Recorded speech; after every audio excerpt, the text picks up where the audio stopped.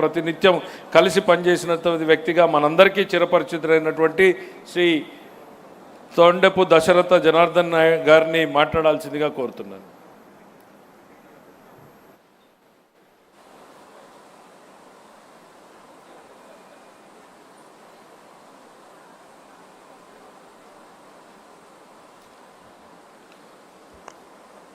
సభకి నమస్కారం.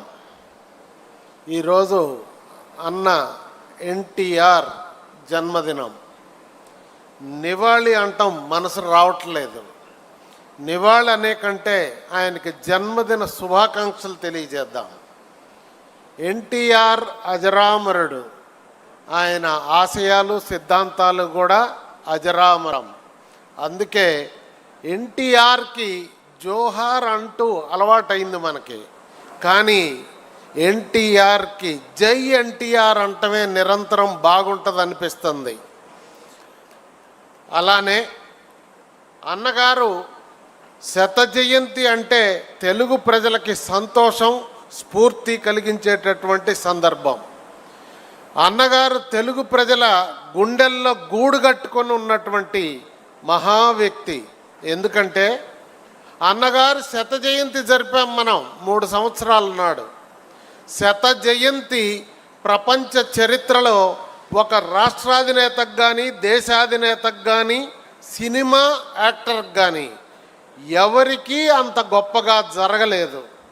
సంవత్సరం పొడుగుతా ప్రపంచవ్యాప్తం 365 రోజులు శత జయంతి జరిగిన ఏకైక వ్యక్తి చరిత్రలో నందమూరి తారక రామారావు గారు మాత్రమే. మనం వింటూ ఉంటాం చరిత్రలో తారక మంత్రానికి శక్తి ఉందని, గాయత్రి మంత్రానికి శక్తి ఉందని. ఏమో మనకు తెలియదు. కానీ ఎన్టీఆర్ అనే 3 అక్షరాలను తలుచుకొని ఏ కార్యక్రమం ప్రారంభించినా విజయవంతమవుతుంది.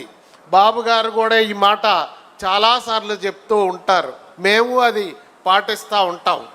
అలానే ఎన్టీ రామారావు గారి భావజాలం ఈ రోజుకి అమల్లో ఉంది అని ఇప్పటిదాకా మాట్లాడినటువంటి వక్తలు కూడా చెప్పారు. ఆ పథకాలన్నీ 44 సంవత్సరాల క్రితం ఆయన ప్రవేశపెట్టిన పథకాలే ఈ రోజుకి అమలు జరుగుతూ ఉన్నాయి. భారత ప్రభుత్వం కానీ అన్ని రాష్ట్రాలు కూడా. పేదవాడికి పట్టడు అన్నం పెట్టకపోతే నాకు ఈ అధికారం ఎందుకు అన్నటువంటి పేదల పెన్నిది ఎన్టీ రామారావు గారు. ఆయన కాంగ్రెస్ యొక్క వృత్తి రాజకీయాలని నుంచి ప్రజలకు విముక్తి కలిగించటానికి, అలానే తెలుగువారి ఆత్మగౌరవ పరిరక్షణకు, స్వచ్ఛమైన పాలన అందించటానికి, పేదవాడి కనీస అవసరాలు తీర్చడానికే తెలుగుదేశం పార్టీని స్థాపించారు. ఆయన తెలుగుదేశం పార్టీని స్థాపించే నాటికి సినిమాల్లో దేదీప్యమానంగా అవకాశాలు ఉన్నటువంటి పరిస్థితి. కానీ ఆదాయాన్ని లెక్క చేయాల. ఈ కాలంలో చాలామంది అవకాశాలు పోయినాక రాజకీయాల్లోకి వస్తున్నారు. రామారావు గారు అది కాదు. జాతి ఆత్మగౌరవం కోసం, కష్టకాలంలో ఉన్నటువంటి మన వాళ్ళని ఆదుకోవటం కోసం వచ్చారు. వచ్చిందే తడవుగా చైతన్య యాత్ర చేశాడు. లక్షలాది మంది ప్రజల్ని వేలాది కిలోమీటర్లు రాత్రింబగళ్ళు చైతన్య రథంలో ప్రయాణించాడు. ఆ చైతన్య రథం మనం చూస్తే ఒక వెనకటి దూది పరుపు, ఒక బల్ల ఉంటుంది, ఒక కుర్చీ ఉంటుంది. వచ్చిన వాళ్ళతో మాట్లాడటానికి ఏసీ ఉండదు.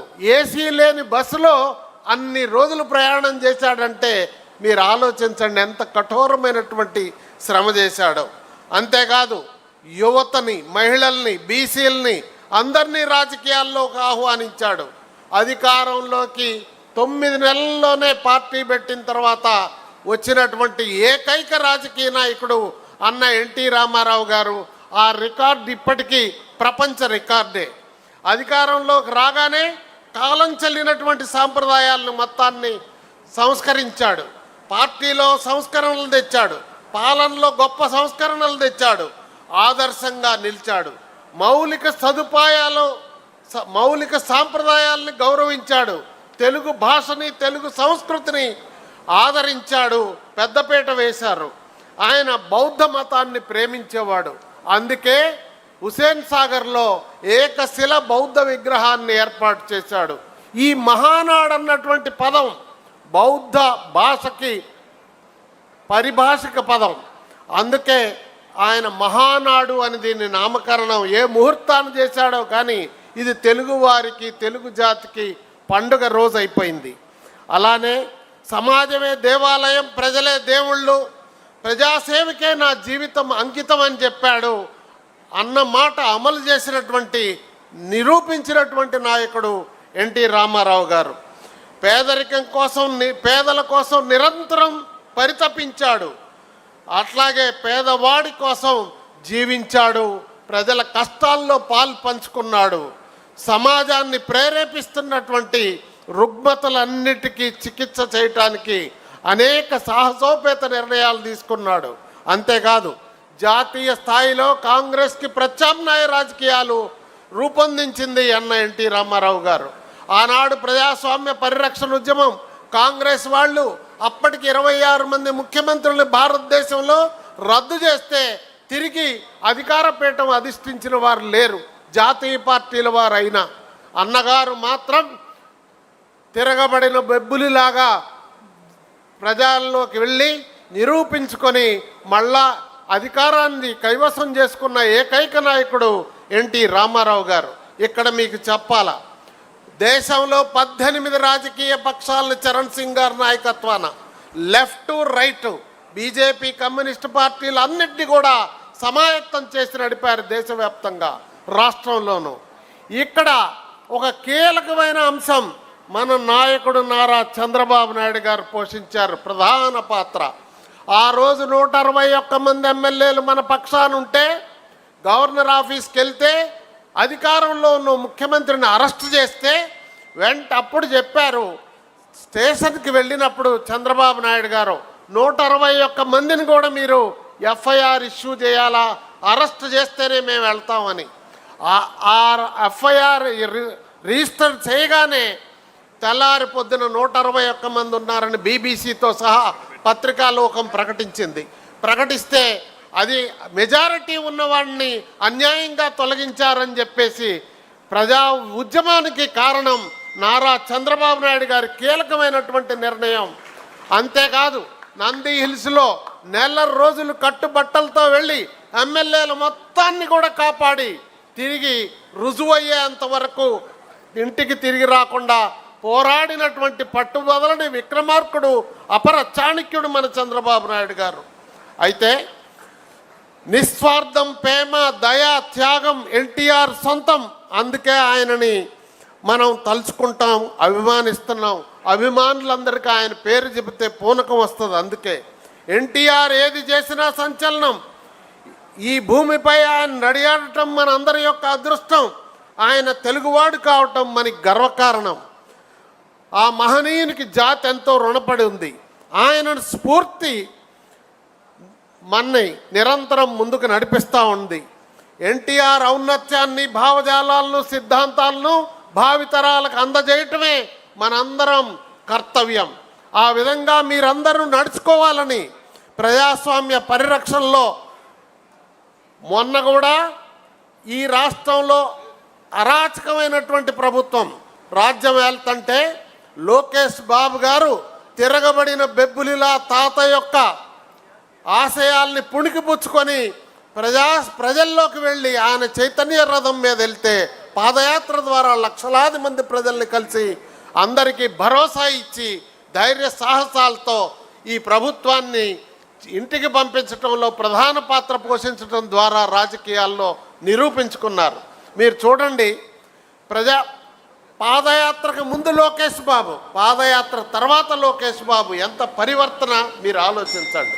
ఆయన్ని వైసీపీ వాళ్ళు ఏ విధమైనటువంటి కుట్రతో ముద్రించాలని ప్రయత్నించిన పెళ్ళుబికినటువంటి ఉత్సాహంతో దాన్ని కాలదన్ని నిరూపించుకొని తన్ను తాను సంస్కరించుకొని ప్రజలకు ఆదర్శంగా నిలబడి కార్యకర్తలందరూ కూడా భావితరాలు ఎలా నడవాలో ఒక ఆదర్శంగా ఉన్నాడు.